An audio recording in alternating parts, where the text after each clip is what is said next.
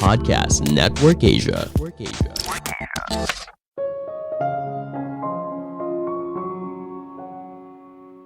Memori manusia tidak 100% benar. Hati-hati ketika kita terlalu percaya atas apa yang kita ingat. Halo semuanya, nama saya Michael. Selamat datang di podcast saya, Sikutu Buku. Kali ini saya akan bahas fenomena Mandela Effect. Apakah kamu tahu Pikachu? Nah, apa warna buntutnya? Apakah full kuning atau ujungnya berwarna hitam? Jika kamu menjawab ujungnya berwarna hitam, kamu tidak sendirian. Banyak orang juga merasakan hal yang sama. Mereka mengingat kalau buntut Pikachu itu ujungnya berwarna hitam. Padahal yang sebenarnya, buntut Pikachu berwarna kuning tanpa ujung hitam.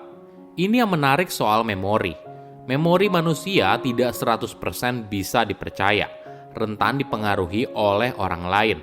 Ketika kita salah mengingat, bukan artinya kita sedang berbohong, tapi mungkin saja kita justru meyakini sesuatu yang salah. Menariknya, ketika kita salah mengingat sesuatu, kita bisa saja tidak sendirian, tapi banyak orang juga punya ingatan sama yang salah.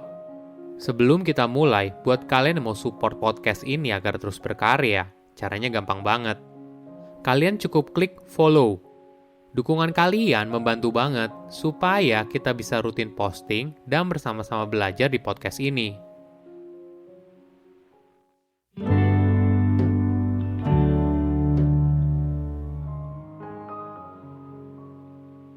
Coba bayangkan permainan Monopoly.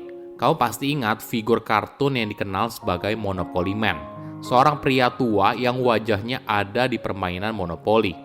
Coba ingat, apakah pria itu menggunakan kacamata untuk satu mata saja? Banyak orang menjawab iya, padahal sebenarnya tidak. Menariknya, kamu tidak sendirian. Banyak orang juga punya memori yang salah soal figur kartun ini. Fenomena ini yang disebut sebagai Mandela Effect. Sejarahnya, terminologi Mandela Effect pertama kali dicetuskan pada tahun 2009 oleh Fiona Broome.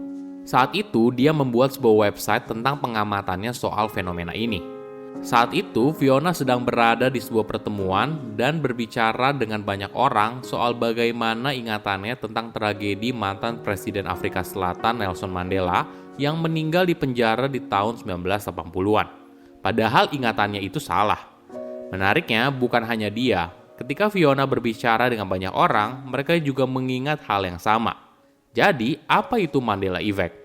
Efek ini mengacu pada tipe memori salah yang muncul ketika banyak orang mengingat satu hal di masa lalu yang sama secara salah. Fenomena ini mengacu pada memori yang salah terhadap Nelson Mandela, aktivis kemanusiaan dari Afrika Selatan yang lalu menjadi presiden. Banyak orang mengingat Nelson meninggal di penjara pada tahun 1980-an, padahal kenyataannya tidak begitu. Nelson meninggal dunia pada tahun 2013. Namun anehnya, banyak pemberitaan dunia internasional juga menulis Nelson meninggal pada tahun 1980-an. Di tahun itu, Nelson masih menjalani masa tahanannya di penjara, barulah dia menjadi presiden pada tahun 1994 hingga 1995. Kenapa hal ini terjadi? Perlu kita sadari, memori itu sangat mudah dibentuk. Informasi dari orang lain bisa dengan mudah mengubah ingatan seseorang, membuat kita salah mengingat sebuah kejadian atau mengingat kejadian yang tidak pernah terjadi. Fenomena Mandela Effect tidak hanya terjadi di Mandela, tapi terjadi di banyak aspek yang lain. Jika kamu menonton film Star Wars Episode 5 The Empire Strikes Back, kamu mungkin ingat saat Darth Vader mengucapkan kalimat yang terkenal, "Luke, I am your father." Padahal kalimat yang sebenarnya adalah "No, I am your father." Menariknya, banyak orang mengingat kalimat yang pertama. Contoh lain yaitu di film Snow White dan the Seven Dwarfs. Kamu mungkin ingat kalimat "Mirror, mirror on the wall, who's the fairest of them all?" Ya, ternyata itu salah. Yang benar adalah "Magic mirror on the wall."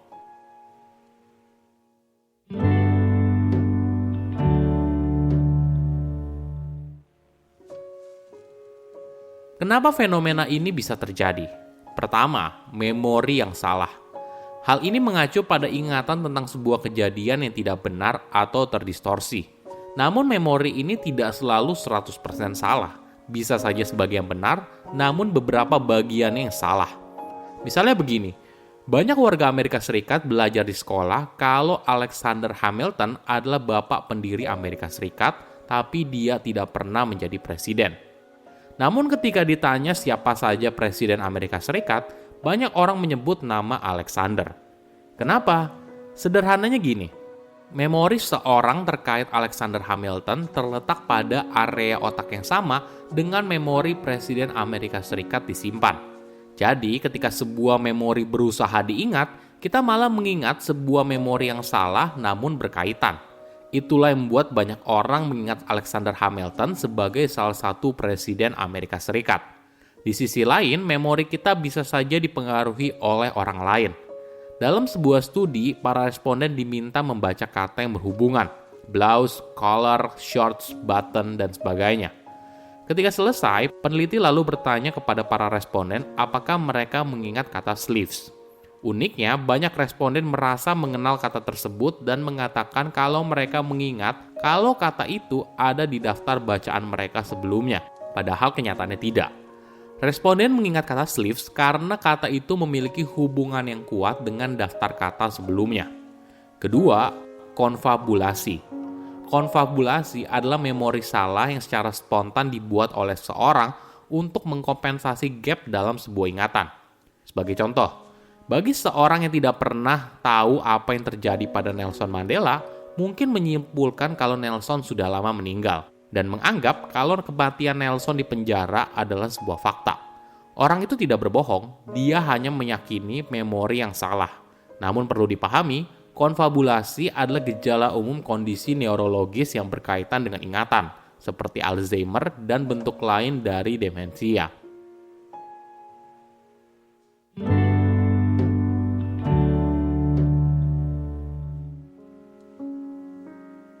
Di era sekarang, internet memegang peranan besar dalam pengaruhi memori masyarakat secara luas. Tidak heran, internet punya kekuatan untuk menyebarkan informasi secara cepat. Kita melihat berita hoax menyebar luas dan diyakini kebenarannya. Barulah di kemudian hari kita baru sadar kalau berita itu adalah hoax. Sebuah studi dari 100.000 berita di Twitter selama periode 10 tahun menunjukkan kalau hoax dan rumor lebih kuat daripada kebenaran setiap kali sebanyak 70%. Ini bukan berasal dari manipulasi atau bot, tapi orang sungguhan yang bertanggung jawab menyebarkan informasi yang salah dengan kecepatan yang jauh lebih cepat daripada menyebarkan kebenaran. Ketika seorang menceritakan pengalamannya atau memori yang berkaitan dengan sebuah kejadian, memori yang salah itu bisa mempengaruhi memori orang lain, yang pada akhirnya membentuk memori orang lain mengingat sama seperti yang orang itu sampaikan. Oke, apa kesimpulannya? Pertama, kenali fenomena Mandela Effect. Fenomena ini mengacu pada memori yang salah terhadap Nelson Mandela, aktivis kemanusiaan dari Afrika Selatan yang lalu menjadi presiden. Banyak orang mengingat Nelson meninggal di penjara pada tahun 1980-an, padahal kenyataannya tidak begitu. Nelson meninggal dunia pada tahun 2013. Kedua, memori itu mudah dibentuk. Informasi dari orang lain bisa dengan mudah mengubah ingatan seorang, membuat kita salah mengingat sebuah kejadian atau mengingat kejadian yang tidak pernah terjadi. Ketiga, alasan mengingat yang salah. Ketika kita mencoba mengingat sesuatu, mungkin saja yang kita ingat itu memori yang berkaitan tapi salah. Jika kamu menonton film Star Wars Episode 5 The Empire Strikes Back, kamu mungkin ingat saat Darth Vader mengucapkan kalimat yang terkenal, "Luke, I am your father."